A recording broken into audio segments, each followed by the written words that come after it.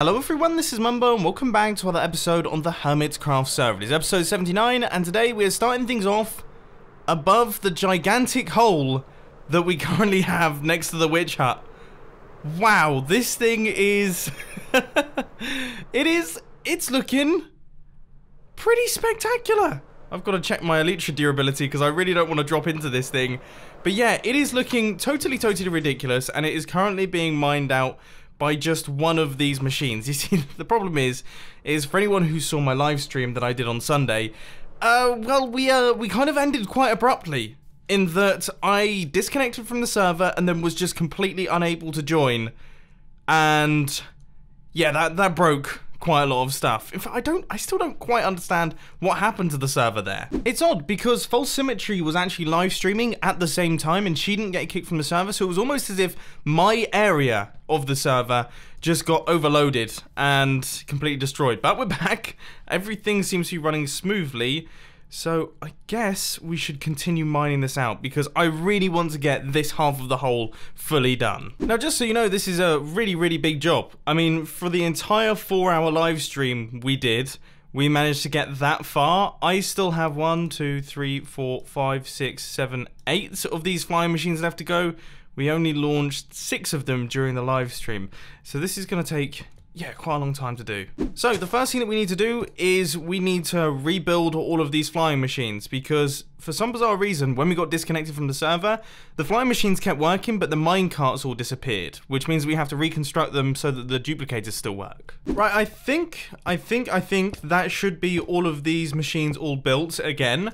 So now they should be ready to go. Now, I don't know how many to trigger all at once because we caused issues when we triggered 6 of them. So I think maybe 4 at a time. But regardless of that, this is going to work well in the form of a third-person time-lapse, isn't it? And that means that it's time for a time-lapse chat. And in this one, we're going to be talking about live streaming, because I've been doing a lot of thinking about this, and I have absolutely loved live streaming over the past couple of weeks. We've done 3 of them in total so far, and I love the way that it all works now. Back when I used to live stream when I was on Twitch, Twitch is a fantastic website, but when your audience is focused on YouTube, it's a little bit of an awkward process in that you have to tell them to go over to Twitch, and then if anyone missed the live stream, they have to actively go to your Twitch channel, then find the live stream, and then watch it back, and it's not really that smooth. Whereas live streaming on YouTube, obviously, you don't have to do any announcement videos, it just goes out to the sub feeds, and then when the live stream is done, it just stays on your YouTube channel, and it's just there. And amazingly and very surprisingly, they've been performing very well. In fact, they've been performing better than regular Hermitcraft episodes, so clearly people are going back to watch these things, which is great. I'm really glad to see that everyone is enjoying them. But I've kind of hit a bit of a tricky spot in that I guess I'm kind of beating myself up about the previous 2. So the first live stream that I did, I think the way that it worked so well, because I really loved that experience, was that I didn't really think anything of it. In that I just said, look, I'm going to be live streaming something boring, I'm just going to be digging for 5 hours, feel free to come along if you want to.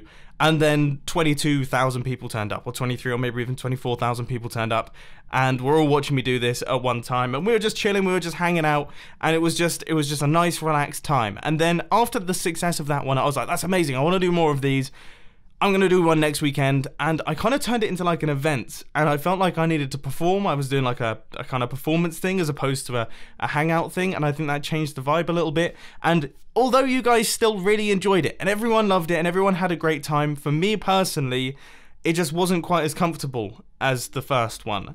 So I think I'm going to try in the future.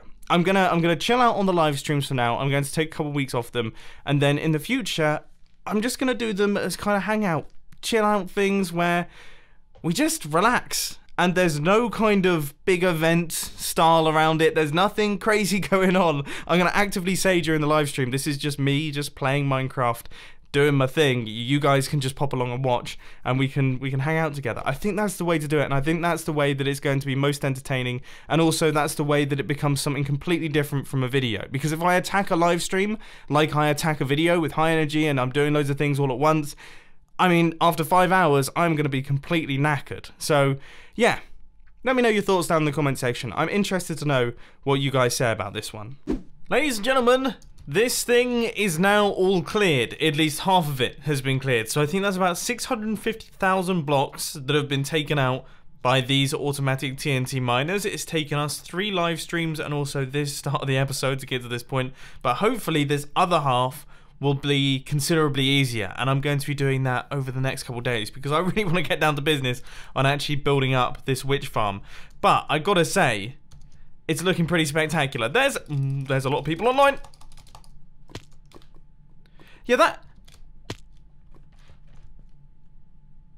I'm definitely dead, but Minecraft hasn't realized yet. Give it a second. Just give it a little while. Oh, nice. I am incredibly lucky, and I'm counting my lucky stars because I just logged in and just glided along onto this sand right here, but I'm never taking off again. So this is the space, looks pretty amazing. Let's make our way back over to the base now. Oh, now this is fancy. Very fancy indeed. This is the Architect train station for the Hermitcraft rail network. Nicely done. So I believe Grian has built this. I don't know who did the tracks. I don't know if Grian also did the tracks, but I love this design. This is very, very pretty. I don't know where they hook up. It looks like he's got to there and then stopped. But this is lovely. Really, really cool. And it makes up... It kind of bonds our 2 bases together. Love this. Absolutely love this. Alright, well... Yeah, we'll be keeping him. When did he arrive? I have absolutely no idea. Anyway, I'm going to leave these guys to it. I'm going to go AFK overnight, and hopefully we get more where that guy came from. Wow. I fell down the hole. And... I've respawned over here. Which... couldn't be much worse, really. Is there an elytra in here? No, I mean, why would there be? Honestly, why would there be? Oh dear. Guess now I just trek it home. We're doing it old school Minecraft style. I made it. Now let's do some trading. Now in this super fast time-lapse chat, I just want to say a massive thank you to everyone who has checked out the latest film on the filming channel, and a massive thank you for the hugely positive response. It was such a cool experience. For those of you who haven't been following on Twitter and on Instagram, I've been teasing this for a little while.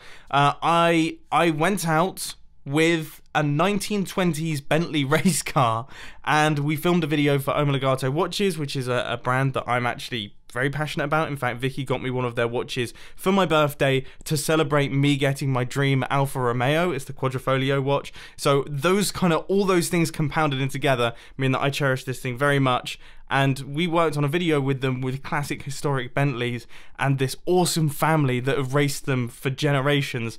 And it was such a fun experience, and I'm so glad to see that you guys think that the video captured some of the essence of this. And it was a blast. It seriously was a blast. So if you do want to check that out, I'll put a link to it in the description and also on the screen right now, and also be on the end screen at the end of the video if you do want to check it out, because it'll be much appreciated. We put tons of effort into these things, and yeah, I'm glad to see that the effort doesn't go unnoticed. This is fantastic news. We have managed to get ourselves 2 farmers. I wonder, I should probably check out the trades with these guys before I actually put them into the system, because if they're really good farmers, that one's not that good. And I think I've already gone through here. Hey, none of that funny business right now. Okay, we need to move these away from this thing. We don't want any breeding going on. We need to put them into the farm. Both the villagers are now here, but we have to get them into this thing. And I mean, I think something like this could work. This is good fun. I'm enjoying watching this little villager just be shoved upwards. That guy's already in there. Are we at the right height yet? No, I think we've still got a few blocks left to go. Now, I gotta say I'm quite scared for this, because I keep dropping through the floor when I get out of the boats. So I've tried my best to make this as safe as it possibly can be, and hopefully... Yes, okay, this guy has stayed, because otherwise I don't know what I would have done. Nice! This system is actually functioning. This guy is trying his best. I've just given him a bunch of carrots, and I guess he's now in the process of dumping all of his carrots into the system here. But that is a very good sign. Let's just quickly make sure that this is being picked up by the hoppers. which I think are somewhere around about here. Yes, okay, fantastic. Oh, no, no, no, no, no. Oh, no. This dude's got carrots in his inventory. Stop planting carrots! Plant potatoes instead! Is there anything that I can do about this? Yes, I think I might have switched them over. Phew. I tell you what, there is something quite satisfying about watching a villager just gradually planting. This was a really cool feature that they added into the game. When did they do this? Because the villagers haven't always been able to do this sort of thing. I can't remember when it was introduced. I feel like it was maybe 4 or 5 years ago? It might even be longer. Now, because I'm an idiot, I gave this guy all of my potatoes, so I'm going to be doing a lot of watching him. I have to wait for him to plant this entire area before I remove this slab, because otherwise he'll be planting them endlessly here and not actually making any progress. Well, I can't help but notice that this farm is working pretty well. Yeah, things are going well here. So we've got carrots flowing in left, right and centre. We've also got potatoes starting to flow in, and this guy's doing a really good job at the farming. Fantastic. Okay, so now we have to hook up this little hopper system into our item transportation system, which actually shouldn't be too difficult because the little entrance area for it is actually, yeah, right here. So we should be able to shoot the items straight through up into that central section and then shoot them up into storage. Now, does this look cool? I mean, I always quite like seeing the pipelines go around the base, but I am curious to see if it actually suits that area. Yeah, you can't really notice it, to be honest with you. I was expecting that to look a lot bigger than it is. But no, that's nice. As I said, I quite like the pipelines kind of transporting items around my base. I actually like that. So they come out of there, they go up like this, and they go across like that. We need a little bit of water here, and then all of the water in the central section there. And then that's this thing all done. So with that being a huge success, and all of the water now being in place, the only thing that we have to do now is actually create little areas in the storage system for them. So that one's going to be the carrots. So if I go around the back... Is there nothing in these? Okay, yeah, so if I go around the back and chuck those in, then that will make sure that the carrots go in there, and then the next one is going to be the potatoes, but I can't actually reach it right now. And 3, 2, 1, activate. Alright, now we find out if I've actually built this correctly. It looks like I have. So there's a little bit of a backlog. Obviously, it's not going to be quite this full for the entire time. But we need to make sure that they actually make their way into the correct place. I imagine that will all be fine. I think I'm going to make my way over to the actual sorting system. We'll see if they shoot round that. Ah, here they come, here they come. And... in they go. So the carrots and the potatoes are going into the correct place. Finally, we actually have a way of farming these things, and we don't have to buy them from Impulse SV, because most of the sales in iTrader aren't actually going towards trades, they're just going towards me getting my villagers to breed. So now we can actually automate that process. Now, I'll be totally honest, that was all my plans for today's Hermitcraft episode. I mean, I don't know what to do now. So I'm gonna have some lunch and I'll be back in a little bit. Well, I've just been AFK for an hour, so hopefully we should have a decent amount of carrots and potatoes and we can see how efficient these farms actually are. I'm actually kind of nervous about this.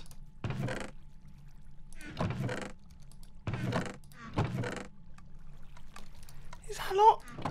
I mean, it's not too bad. I'm not quite understanding why there's less potatoes.